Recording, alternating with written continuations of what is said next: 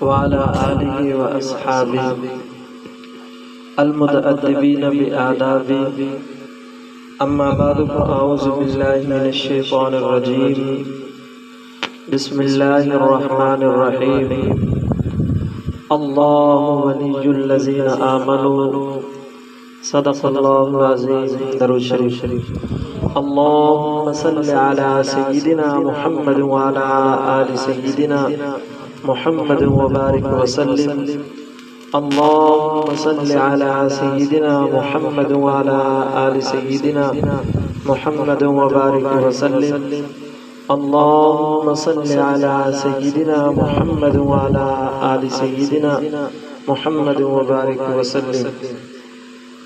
میں اور آپ خانقاہ صدیقیہ نقشبندیہ کی ماہانہ مجلس ذکر میں اس وقت جمع ہیں. دعا فرمائے کہ حق جل شانہ ہمارے مشائخ نقشبند کی نسبتوں کا ہم سب کو حقیقی امین اور حقیقی حقدار بننے کی توفیق نصیب فرمائے. آج کی مجلس ذکر میں انتہائی اختصار کے ساتھ آپ حضرات کے سامنے چند بنیادی باتیں بیان کرنے کا ارادہ ہے. جو حضرات کسی اللہ والے کے ساتھ منسلک ہوں اور بیعت کا تعلق ہو، عموماً ان حضرات کا ایک گلہ اور شکوہ ہوتا ہے کہ مجھے اتنا عرصہ ہو چکا ایک اللہ والے کے ساتھ بیعت کا تعلق ہے، لیکن اس تعلق کا کوئی خاطر خواہ فائدہ نہیں ہو رہا. جب پوچھا جائے کہ تم اعمال پورے کرتے ہو، مثلا جو بندہ ہمارے سلسلہ عالیہ نقشبندیہ میں بیعت ہے وہ کہتا ہے کہ میں درود شریف کی 2 تسبیحات بھی پڑھتا ہوں، استغفار کی 2 تسبیحات بھی پڑھتا ہوں، قرآن مجید کی تلاوت بھی روزانہ بلا ناغہ کرتا ہوں،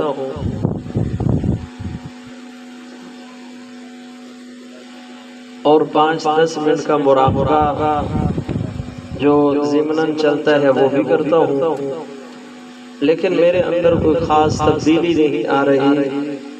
میں اپنے آپ کو بدل نہیں پا رہا.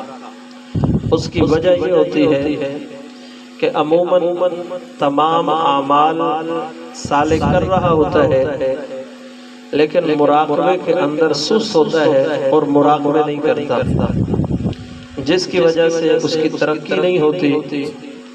جس طرح اس کی ترقی ہونی چاہیے اس طرح وہ ترقی نہیں کر پاتا.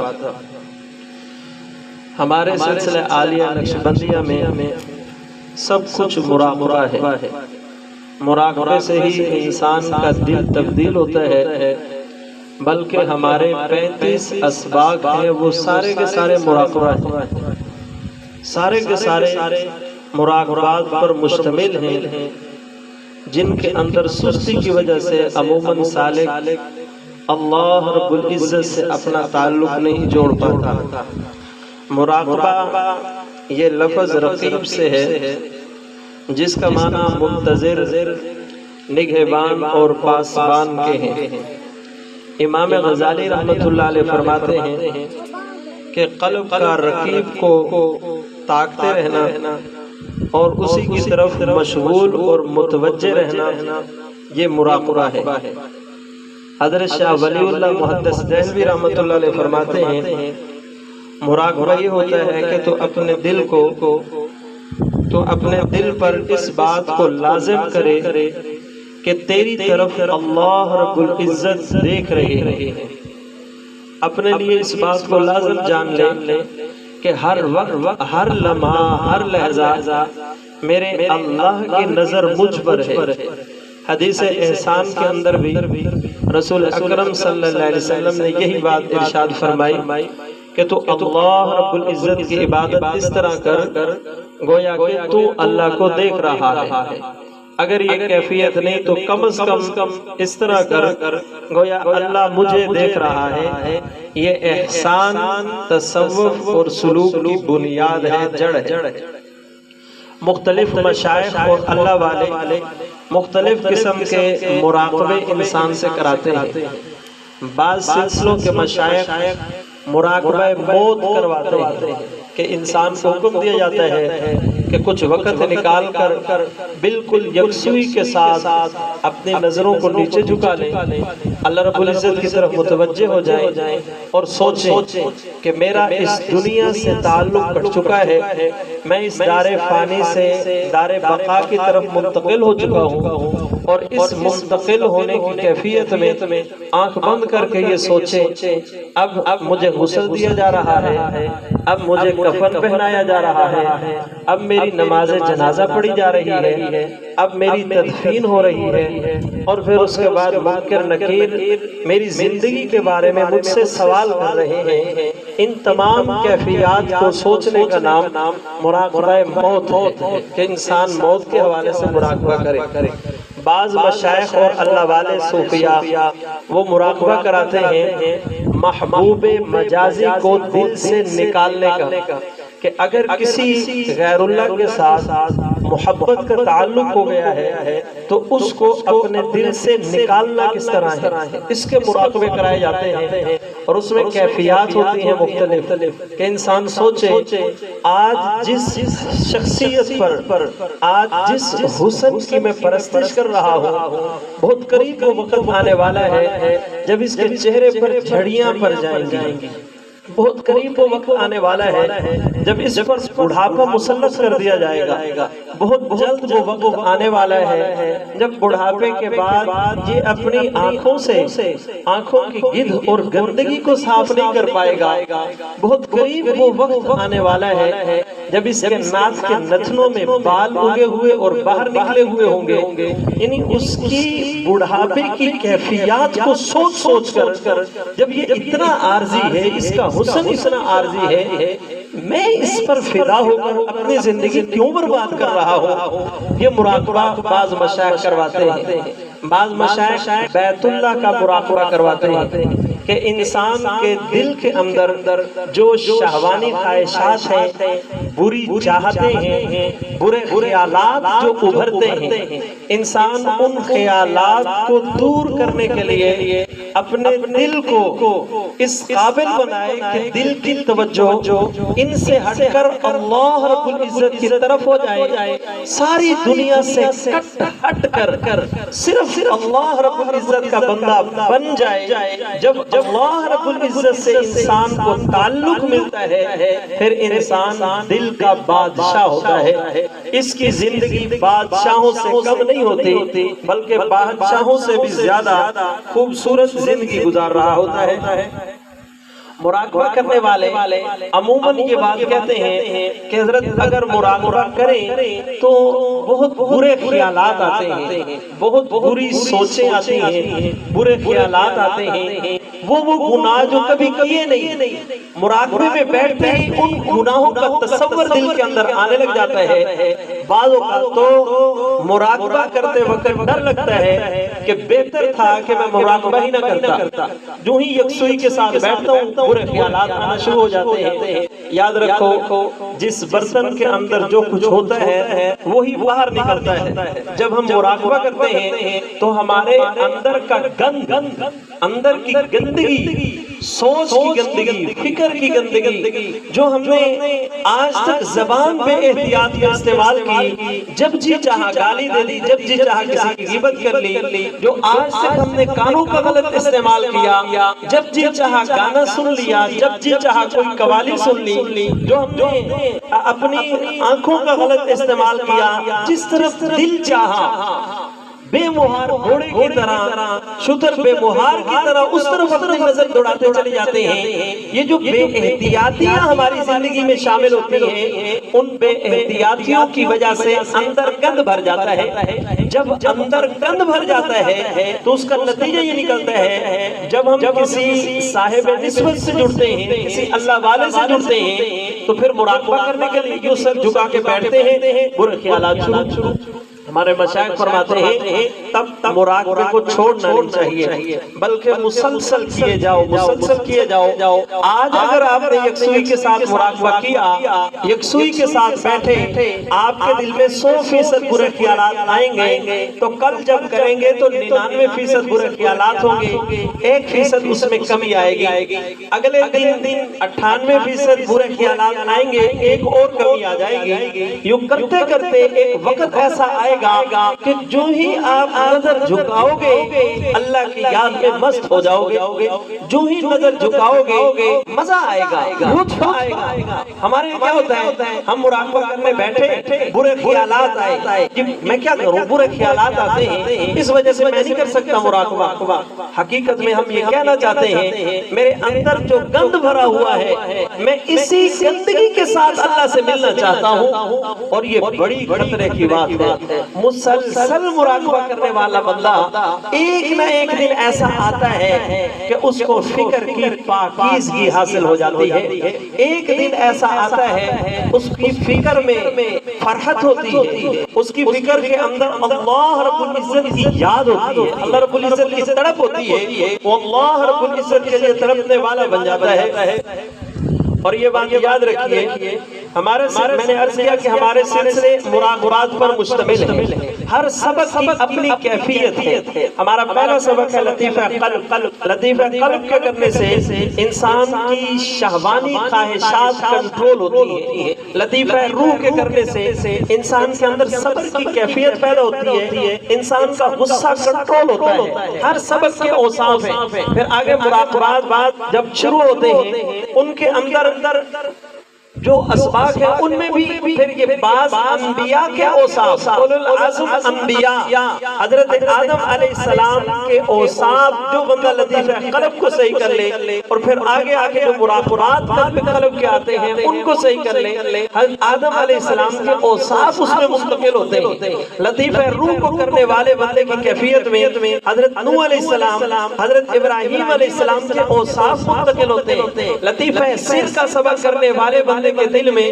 حضرت موسیٰ علیہ السلام کے اوصاف منتقل ہوتے ہیں۔ لطیفہ خفی کا سبق کرنے والے بندے کے دل میں حضرت عیسیٰ علیہ السلام کے اوصاف منتقل ہوتے ہیں، اور لطیفہ اخفاء کا سبق کرنے سے بندہ محمدی المشرف بنتا ہے، امام الانبیاء صلی اللہ علیہ وسلم کے اچھے اخلاق اس کے اندر منتقل ہو جاتے ہیں۔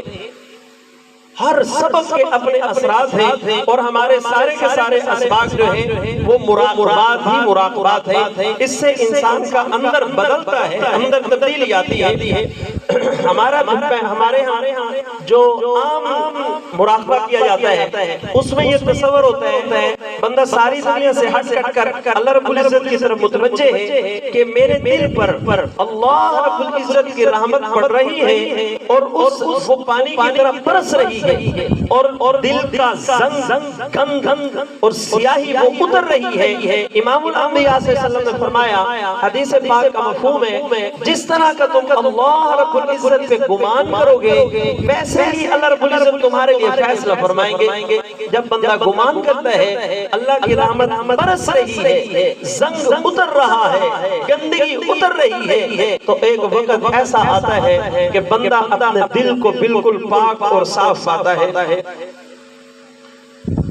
ہمارے حضرت جنید بغدادی رحمت اللہ علیہ فرماتے ہیں کہ ایک مرتبہ میں نے شیطان کو دیکھا جو بالکل ننگا پھر رہا تھا۔ میں نے اس سے پوچھا تم ننگے کیوں ہو، لباس کیوں نہیں پہنتے، تمہیں شرم نہیں آتی؟ تو کہنے لگا کہ کس سے شرم کروں، کہا ان انسانوں سے۔ کہا یہاں کون سے انسان ہیں، یہاں کون سے انسان ہیں؟ تو حضرت نے پوچھا کیا یہ تجھے انسان نہیں نظر آتے؟ تو آگے سے شیطان ملعون نے جواب دیا، شیطان تو شان ضیاء کی مسجد کے اندر ہے، شیطان تو شون ضیاء کی مسجد کے، اصل انسان تو شون ضیاء کی مسجد کے اندر ہے۔ ہم فرماتے میں نے سفر کیا کہ وہ کون سے لوگ ہیں جو شون ضیاء کی مسجد میں، اور وہ کیا عمل کرتے ہیں؟ آگے سے شیطان نے جواب دیا کہ جاؤ اور دیکھ لو، وہ لوگ ہیں جنہوں نے مجھے دبلا کر دیا اور میرے جگر کو انہوں نے کباب کی طرح جلا کے راکھ کر دیا ہے۔ فرماتے ہیں جب میں وہاں پہنچا پہنچا، میں نے کچھ لوگوں کو دیکھا جنہوں نے اپنے گھٹنوں میں اپنے سر رکھے ہوئے اور مسلسل مراقبہ کیے ہوئے تھے۔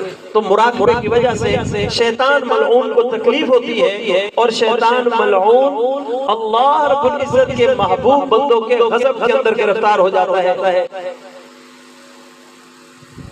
ہمارے سلسلہ عالیہ نقشبندیہ میں نے عرض کیا کہ سارے اسباق مراقبات پر مشتمل ہیں، جس سے کیفیات بنتی ہیں، حتیٰ کہ سالک کو نسبت مع اللہ کی کیفیت حاصل ہو جاتی ہے، نسبت مع اللہ کی کیفیت حاصل ہوتی ہے، نسبت اور معیت الہی کا استحضار نصیب ہوتا ہے۔ ہر بندے کو یہ محسوس ہوتا ہے کہ میرا اللہ مجھے دیکھ رہا ہے اور میں اللہ کے سامنے ہوں۔ وہ زبان سے نہ بھی کہیں، کیفیت یہ ہوتی ہے اللہ حاضری، اللہ ناظری، اللہ معی، اللہ مجھے دیکھ رہا ہے، میں اللہ کے سامنے حاضر ہوں، اللہ میرے ساتھ ہے۔ یہ کیفیت نصیب ہو جاتی ہے، اور جس بندے کو پتہ ہو کہ اللہ میرے ساتھ ہے، اس بندے سے خطا اور غلطی نہیں ہوا کرتی، وہ غلطیوں سے بچ جایا کرتا ہے، وہ خطاؤں سے بچ جایا کرتا ہے۔ سبق کرنے والے حضرات عموماً کچھ باتوں کا گلہ اور شکوہ کرتے ہیں، کچھ باتوں کا گلہ اور شکوہ کرتے ہیں کہ جو ہی ہم مراقبہ کرنے کے لیے بیٹھتے ہیں تو ہمیں نیند آ جاتی ہے، نیند آ جاتی ہے، تو پھر مراقبے کا کیا فائدہ ہوا؟ لہٰذا ہم اس وجہ سے مراقبہ نہیں کرتے۔ یاد رکھو، اگر مراقبہ کرتے ہوئے کسی بندے کو نیند آ جائے، مراقبہ پھر بھی ٹھیک ہوتا ہے۔ اس طرح کا کوئی قاعدہ اور کلیہ نہیں ہے کہ اگر نیند آ گئی تو تمہارا مراقبہ صحیح نہیں ہوا۔ مراقبے میں نیند بھی آ جائے تو آنے دو، اس سے کوئی فرق نہیں پڑتا۔ کوئی فقیر کسی سے بھیک مانگنے کے لیے جائے، اور جب بھیک مانگنے کے لیے جائے تو جس کے پاس گئے ہے وہ سویا ہوا ہے، یہ اس کے دروازے پہ جا کے بیٹھ جائے، اسے نیند آ جائے، سو جائے، تھوڑی دیر کے بعد وہ مالک مقام کے باہر نکلے اور کہے بھئی تم کس وقت آئے؟ اب اس کی آنکھ کھلی، کہتا ہے مجھے اتنی دیر ہو گئی، میں سو گیا تھا۔ تو اب وہ بندہ جس کے دروازے پر بیٹھا ہے، اسے یہ نہیں کہے گا نہیں یوں نہ کہ میں اتنی دیر سے آیا ہوں، بلکہ میں تو سو گیا تھا، یہ سونے والا وقت درمیان سے نکال۔ بالکل اسی طرح اللہ رب العزت بھی اپنے بندے سے یوں نہیں کہیں گے کہ یہ جو درمیان میں تم سوئے تھے یہ وقت نکالو، نا وہ بھی مراقبے کے اندر شمار ہوگا۔ آج کل ترقی کا دور ہے، ہمارے مشائخ نے ایک اور مثال بیان فرمایا کہ اگر انسان موبائل کو چارجنگ پہ لگائے، موبائل کی سکرین آن ہو، کھلی ہوئی ہو، اور موبائل کو چارجنگ پہ لگایا، جب تک سکرین چل رہی ہے، سکرین پر لائٹ چل رہی ہے، اس وقت بھی چارجنگ ہو رہا ہوتا ہے۔ اگر سکرین کی لائٹ بجھا دی جائے پھر بھی وہ چارجنگ ہوتا ہے۔ بالکل اسی طرح مراقبے کے اندر حقیقت میں انسان کا دل چارجنگ پہ ہوتا ہے، انسان کا دل چارجنگ پہ ہوتا ہے، دل کو چارجنگ پہ لگاتا ہے بندہ مراقبہ شروع کرتے وقت۔ اب اسے نیند آ جائے، چہرے کی یہ جو سکرین ہے یہ بند ہو جائے، پھر بھی اس کا مراقبہ شمار ہوگا، پھر بھی مراقبے کی برکات اس بندے کو نصیب ہوں گی۔ لہذا ہمیں اس وجہ سے مراقبہ نہیں چھوڑنا چاہیے کہ جی مجھے مراقبے کے اندر نیند آتی ہے۔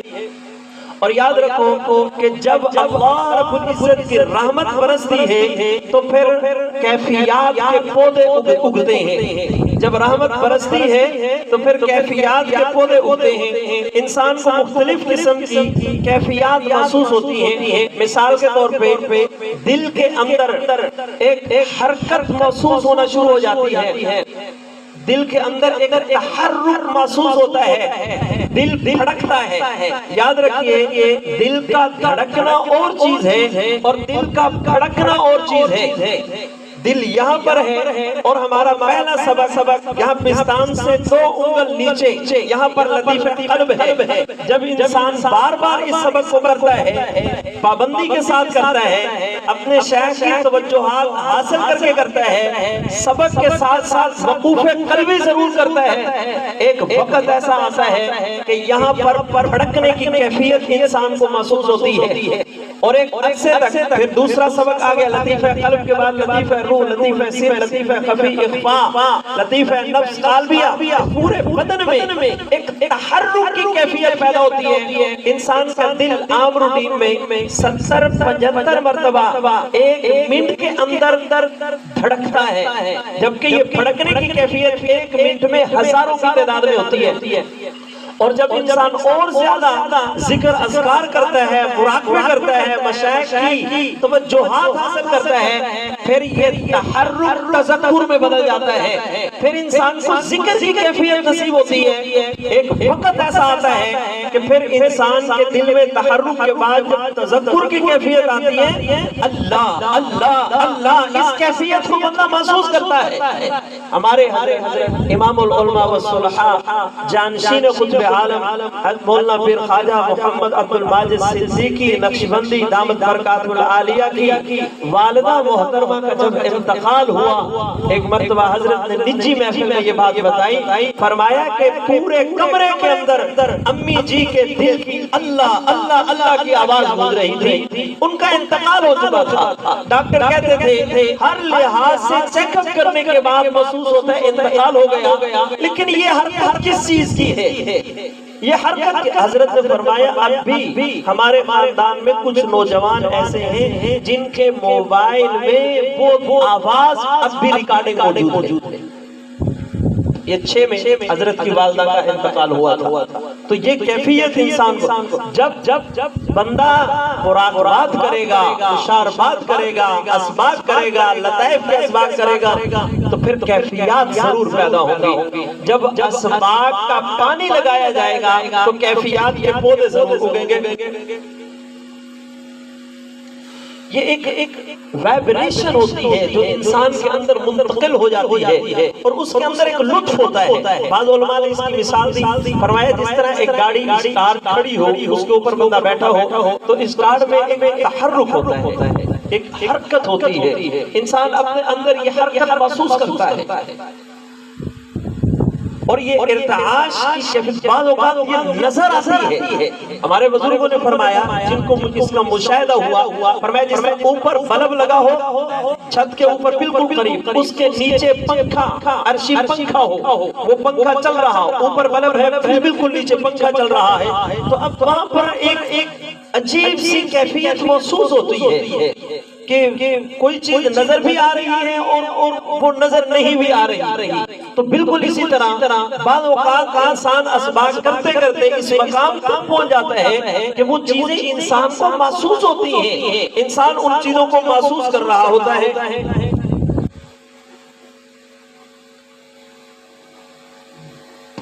بعض اوقات اس طرح ہوتا ہے کہ بظاہر کوئی کیفیت نظر نہیں آتی، لیکن اسباق کے کرنے سے انسان کو گناہوں پہ ندامت ہونے لگتی ہے۔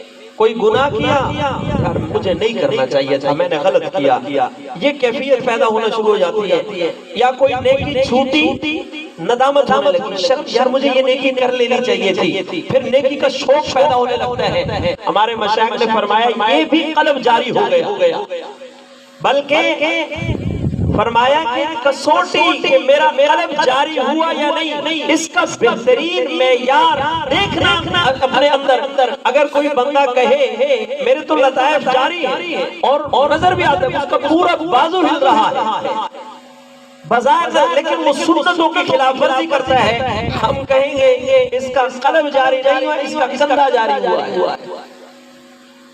دل کے اندر سے آوازیں آ رہی ہیں اللہ اللہ کی، لیکن وہ سنتوں کی خلاف ورزی کرتا ہے، اس کا قلب جاری نہیں ہوا۔ یہ جادوگروں کی طرح ہے، غالباً استدراج اسے کہتے ہیں، یہ جادوگروں کی طرح۔ اس نے محنت کی وجہ سے کیفیات تو مل گئی، لیکن اندر نہیں بنا، اندر اسے وہ کیفیات نصیب نہیں ہوئی جو کیفیت انسان کو نصیب ہونی چاہیے۔ بعض اوقات یہ ہوتا ہے انسان سبق بھی کر رہا ہوتا ہے اور شیخ کی توجہ بھی حاصل کر رہا ہوتا ہے، لیکن تبدیلی نہیں آتی۔ اس کی وجہ کیا ہوتی ہے؟ اس کی زندگی میں کوئی بڑا گناہ رستے کے اندر رکاوٹ بن رہا ہوتا ہے، کسی بڑے گناہ کے اندر یہ مبتلا ہوتا ہے۔ امام ربانی مجدد علی ثانی رحمت اللہ علیہ کے پاس ان کا ایک خادم دوڑتا ہوا آیا، حضرت میرا ایک بھائی ہے، اس کا آخری وقت ہے، آپ تشریف لائیے اور میرے بھائی پر توجہ ڈال دیجئے۔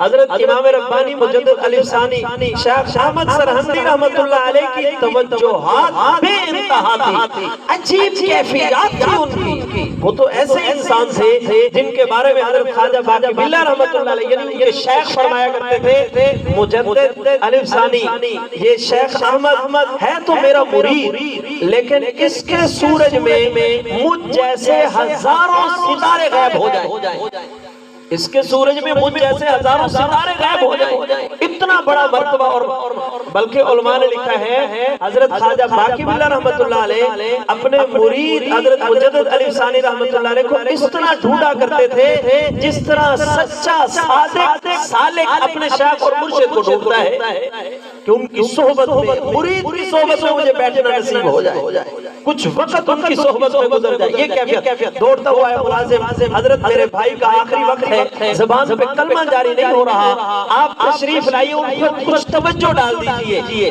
حضرت کی توجہ بھی بڑی تیز تھی۔ اب حضرت دوڑتے ہوئے آئے، گھر کے اندر داخل ہوئے، پردہ کرایا گیا تو حضرت نے اس کے دل پر توجہات ڈالی، لیکن کوئی فائدہ نہیں ہو رہا تھا، بالکل کوئی فائدہ نہیں ہو رہا تھا۔ حضرت پریشان ہو گئے۔ اب حضرت نے مراقبہ کیا کہ میں اللہ رب العزت سے پوچھوں۔ اب یہ باتیں بڑی عجیب ہیں، جو اس راستے پر چلتا ہے اس کے لیے عجیب نہیں ہے۔ پھر حضرت نے مراقبہ کیا، یا اللہ یہ کیا وجہ ہے، اس پر کوئی اثر نہیں ہو رہا۔ تو اللہ رب العزت کی طرف سے الہام کیا گیا کہ مجدد اس بندے کا اٹھنا بیٹھنا بد عقیدہ لوگوں کے ساتھ، اس وجہ سے آپ کی توجہ اس پر کوئی اثر نہیں کرے گی۔ ہمیں بڑا شوق ہے، وہ شیعہ ہے تو اپنی جگہ پہ، قادیانی ہے تو اپنی جگہ پہ، نہیں ہم نے تو خوش اخلاق بننا ہے، یہ خود خوش اخلاقی نہیں ہے۔ بد عقیدہ لوگوں کی مصاحبت اختیار کرنا انسان کے آخری وقت میں ایمان کے سلب کا سبب اور ذریعہ بنتی ہے۔ اسی طرح آخری بات، ہمارے بزرگ گزرے ہیں غالباً شاہ احمد سعید قریشی رحمت اللہ علیہ، ہمارے سلسلے کے بزرگ ہیں۔ وہ ایک مرتبہ ان کے پاس ایک شخص آیا کہ حضرت ایک بندے کا آخری وقت ہے، آپ اس پہ توجہات ڈال دیجئے۔ تو حضرت تشریف لائے، حضرت نے توجہ ڈالی، حضرت کی توجہ بڑی تیز تھی، بلکہ بعض علماء نے لکھا ہے حضرت شیخ شاہ احمد سعید قریشی رحمت اللہ علیہ کی توجہات جس بندے کے دل پہ جا کے پڑتی تھی نا، آواز آتی تھی۔ انہوں نے جب توجہ ڈالی تو شیل کی طرح آواز ٹکرائی اور واپس آئی کہ اس دل کے اندر میرے لیے کوئی جگہ نہیں ہے۔ بعض اوقات حرام کا مسئلہ ہوتا ہے، بعض اوقات کسی کے حق دبانے کا مسئلہ ہوتا ہے، کوئی بڑا گناہ زندگی میں چل رہا ہوتا ہے، بڑے سے بڑے بزرگ بھی توجہ دے کر اس بندے کو کسی مقام تک نہیں پہنچا سکتے۔ اگر وہ گناہ انسان کی زندگی میں چل رہے ہوں تو ضرورت اس امر کی ہے، اگر ہمارا تعلق کسی صاحب نسبت سے ہے تو ہم اسباق کی ترتیب میں چلے۔ اور اسباق میں جس طرح آج پوری گفتگو اسی پر کی کہ مراقبہ ضرور ہو، جو بندہ مراقبہ نہیں کرتا باقی اسباق سے اسے ثواب ملے گا، لیکن جس کو کہتے ہیں کہ دل کا بدل جانا، دل میں تبدیلی کبھی نہیں ہوگا۔ دل بدلے گا تبھی جب ہم اسباق کریں گے، مراقبات کریں گے، مراقبے میں بیٹھنے کے عادی بنیں گے، تب ہمارے دل کے اندر تبدیلی آئے گی۔ دعا ہے کہ حق جل شانہ ہمیں سمجھنے اور عمل کرنے کی توفیق نصیب فرمائے۔ میرے دائیں بائیں میرے دونوں